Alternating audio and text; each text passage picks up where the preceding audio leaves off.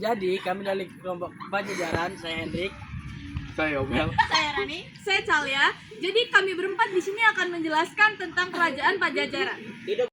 Sejarah singkat mengenai kerajaan Pajajaran. Jadi kerajaan Pajajaran berdiri pada tahun 1482 Masehi, ditandai dengan penobatan Sri Badungga Maharaja ataupun Prabu Siliwangi, yang dimana pusat pemerintahan itu berada di Pakuan Pajajaran ataupun yang kita kenal sekarang yaitu Bogor. Nah, runtuhnya kerajaan Pajajaran pada tahun 1579 ditandai dengan diserang oleh Kesultanan Banten dan kaum Muslim yang sudah menguasai area Jawa, dan dimana raja terakhirnya itu ialah Raja Ragamulya ataupun Prabu Surya Kencana. Nah, jadi ada 6 raja yang memimpin dalam kerajaan Pajajaran. Yang pertama yaitu Raja Sri Badungga Maharaja. Dia memimpin dari 1482 sampai 1521. Raja kedua ialah Surawisa, yaitu dari 1521 sampai 1535. Raja ketiga yaitu Ratu Dewata, yang dimana dia memimpin dari 1535 sampai 1543. Dan raja keempat itu adalah Ratu Sakti, dia memimpin dari 1543 sampai ke 1551. Raja kelima yaitu Ratu Nila Kendra, dia memimpin dari 1551 sampai 1567. Nah, Ratu Nila Kendra ini dia meninggalkan kerajaan karena sudah diserang oleh Kesultanan Hasanuddin dan Maulana. Nah, dan raja terakhir itu Ragamulya dari 1567 sampai 1579. Masa perekonomian pada masa Pajajaran sangat amat maju. Kenapa? Karena pada masa tersebut Raja Badungga yang memimpin di kerajaan Pajajaran ini membuat 6 pulau yang terdapat di kerajaan itu. Nah, 6 pulau ini untuk apa? Jadi, 6 pulau ini untuk mendukung perekonomian pada masa Pajajaran ini. Nah, perekonomian pada masa Pajajaran ini sangat didukung oleh persayur-sayuran.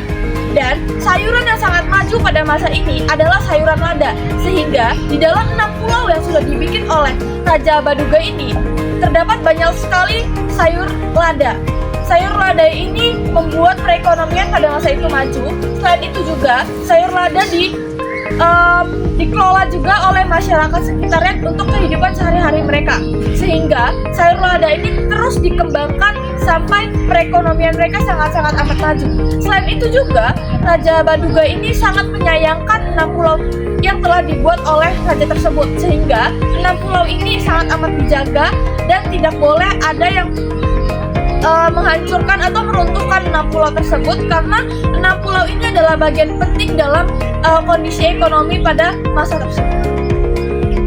Dalam kehidupan sosial, agama tidak bisa dipisahkan secara kebudayaan, karena agama dan kebudayaan saling berhubungan dan tidak bisa dipisahkan secara sendiri-sendiri. Nah, agama sudah diberikan kepada Tuhan Yang Maha Esa, sedangkan kebudayaan dibuat oleh manusia itu sendiri. Sedangkan dari buku ilmu sejarah Widoyo, mereka menuliskan bahwa acuan terhadap manusia yang menjadi masyarakat. Oke, jadi untuk kehidupan politiknya, kerajaan Pajajaran menganut sistem feodalisme. Jadi apa itu sistem feodalisme? Sistem feodalisme adalah sistem di mana sebagian besar aspek yang ada pada kerajaan dikuasai oleh kaum bangsawan. Nah, feodalisme itu terambil dari kata feod yang artinya tanah. Maka dari makna itu, feodalisme adalah sistem di mana para kaum bangsawan mendapatkan penguasaan tanah dan ekonomi dalam suara masyarakat.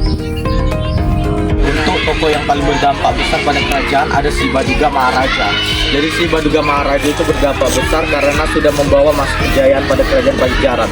Jadi ini contohnya mensejahterakan masyarakat kerajaan Pajajaran, menjaga kerajaan tersebut tentram dan teratur, lalu berhasil melindungi kerajaan tersebut dengan banyak hal.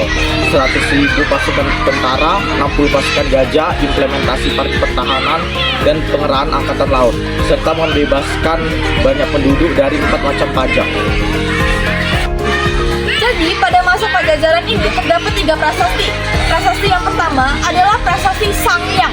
Nah, jadi prasasti ini adalah batu tulis yang besar yang dibuat oleh raja menggunakan bahasa Jawa kuno. Lalu prasasti yang kedua itu adalah prasasti Kawali. Prasasti Kawali ini adalah kakala atau semacam tugu yang dibuat untuk mengenang Raja Prabu Kencana. Nah, prasasti yang ketiga dan prasasti yang terakhir itu adalah prasasti batu tulis. Jadi prasasti batu tulis ini adalah prasasti dari batu yang besar juga, dan dia ditulis oleh raja yang pemimpin pada masa ini untuk mengenang Raja Sri Baduga Maharaja. Taman perguruan, taman peninggalan hasil dari kerajaan Pajajaran. Oke, jadi selain struktur seperti taman dan juga peninggalan prasasti, Kerajaan Pajajaran juga meninggalkan suatu kisah yang ditulis, yaitu ada Carita Parayangan. Carita Parayangan menjelaskan tentang dua kerajaan Sunda, yaitu Keraton Galuh dan Keraton Pakuan, serta masa kejayaan dan masa runtuhnya. Lalu ada Babat Pajajaran yang menceritakan tentang Kerajaan Pajajaran dari masa berdiri, kejayaan dan runtuhnya, serta masa pemerintahan Sri Baduga Maharaja. Lalu ada lagi yaitu Carita Waruga Guru yang menceritakan tentang suatu naskah yang ditulis dengan kertas daluang dan juga diceritakan dalam aksara Sunda kuno. Lalu ada juga mereka membuat perjanjian yang ditulis dalam buku yang disebut Padrau, yaitu buku perjanjian Portugis dan Kerajaan Sunda, di mana mereka berjanji bahwa Portugis akan membantu Kerajaan Pajajaran atau Kerajaan Sunda untuk melawan Islam Demak dengan armadanya. Lalu Kerajaan Sunda atau Kerajaan Pajajaran akan membantu Portugis dalam mendirikan suatu ekonomi berbentuk kantor dagang yang berbentuk benteng. Nah, melalui masa Pajajaran kita dapat belajar bahwa laut dan perdagangan itu sangat membantu untuk meningkatkan kegiatan ekonomi pada masa ini. Selain itu juga perdagangan itu sangat mendukung kesejahteraan masyarakat dan juga perekonomian pada masa Pajajaran ini.